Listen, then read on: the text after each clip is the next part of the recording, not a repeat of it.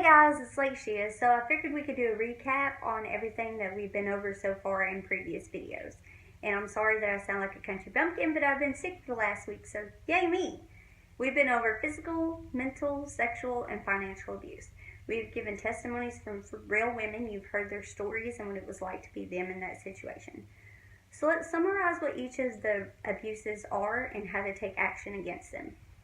Physical is any unwanted contact with your body, whether it be scratching, biting, pinching, kicking, or throwing things.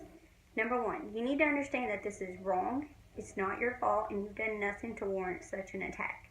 Number two, as hard as it may seem, you need to talk to someone. If you're the one that they're talking to, let them vent. Leaving isn't going to happen overnight. They may go back. Be patient. And understand that they're truly trying to break a habit. Number three, create a safety plan. Organize a way out. Who to stay with or where to go. Consider a restraining order. If you take them in, know that the person that is trying to get to them will try to find them, and that you need to be ready to call the cops if need be.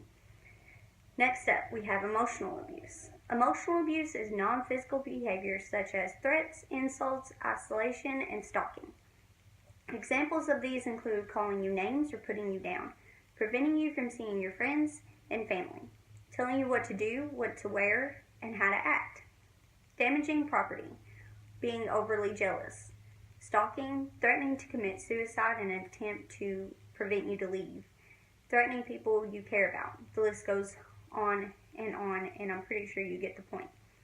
For those wanting to know the signs of emotional abuse, it looks like nothing.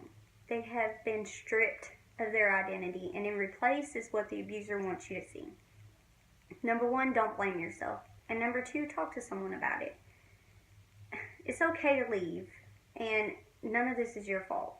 Know that you are beautiful and smart, and you are not alone. You have people out there that want to help you.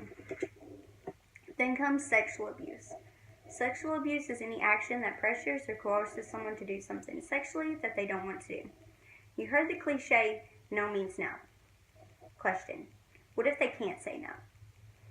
There's the flight, fight, and freeze method. The flight method is them trying to run away from the attacker.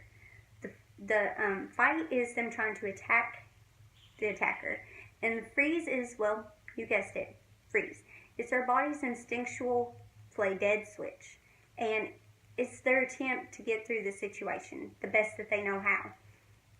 More often than not, we hear the stories of survivors being asked how they dressed, how they acted, and what they said to get such an attack, as it was their fault, and they could have somehow prevented the inevitable. Newsflash. If it wasn't them, it would have been somebody else. And survivors, above all else, please believe me when I say that it was not your fault.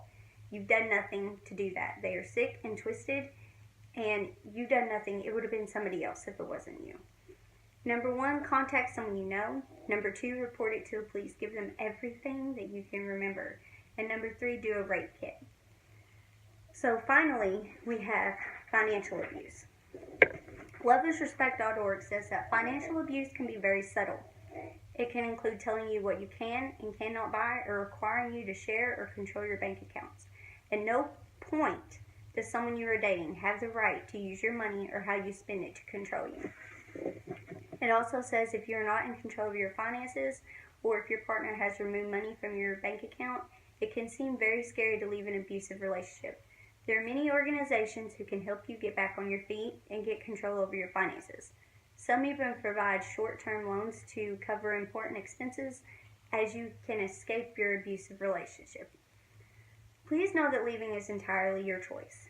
As Emma Watson said, if not me, who? And if not now, when? You have to break the chain and let people in. I don't have to tell you what abuse is and what it looks like. You already know. And I'm not going to call you a victim. You're a survivor. You've survived something that was terrible and happened to you, and you're strong for it. I'm making these videos to be kind of a voice to you so that people who don't understand can understand where you're coming from and how you felt in that moment, and what they can do to help you.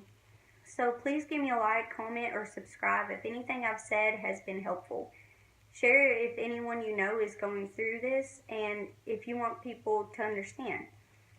Share your stories with me. Email and link to my other videos and to loveisrespect.org is going to be in the description below. And remember that you are never alone. Thank you.